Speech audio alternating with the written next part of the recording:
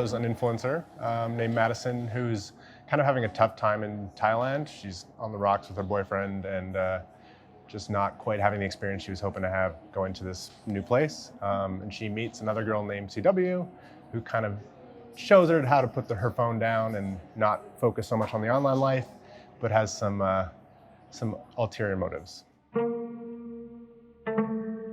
So the co-writer Tesh Gudakana and we were having lunch one day and kind of talking about, I was planning on going to Southeast Asia on a personal trip, and we were kind of talking about how you'll travel so far, but then kind of look for kind of your usual comforts. You'll come all the way to Paris and then eat at McDonald's, for example. And we kind of like talked about that as a concept about how we kind of trust people that look like us automatically. There's certain things that you kind of feel like that should be natural, but so we kind of wanted to play with those expectations. I think like Psycho is a big one for us. Just kind of playing with conventions. Talented Mr. Ripley is another fun one that kind of has characters that you're not sure what they're going to do next. In terms of Jaws, not exactly a film reference, but in terms of kind of predators in different ways. The film kind of plays with kind of what a predator is and how influencers work in different ways.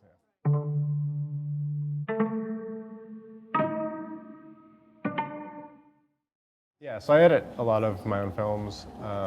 So I think Spiral as well. I co-edited that with Colin. So I think it always helps knowing what you're crafting the scene for the edit. You know kind of exactly what you're going to be putting together.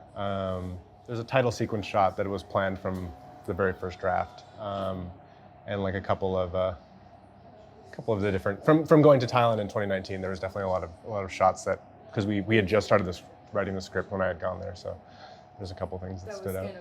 That kind of like stuck as images. Yeah, you're kind of not scouting on purpose, but finding things that suddenly make it into the movie. I think horror movies just allow you to explore kind of a bunch of facets of like what life is. I think like from the darkness, and comedy is very fun to kind of play with, but you can kind of dig deep into the psyche, and I love exploring identity and what kind of makes us tick and why, and kind of ask the big questions. And I don't have any answers necessarily, but I can poke and prod and maybe hopefully leave the audience with some conversation. We have a couple movies that are planned to go into production next year.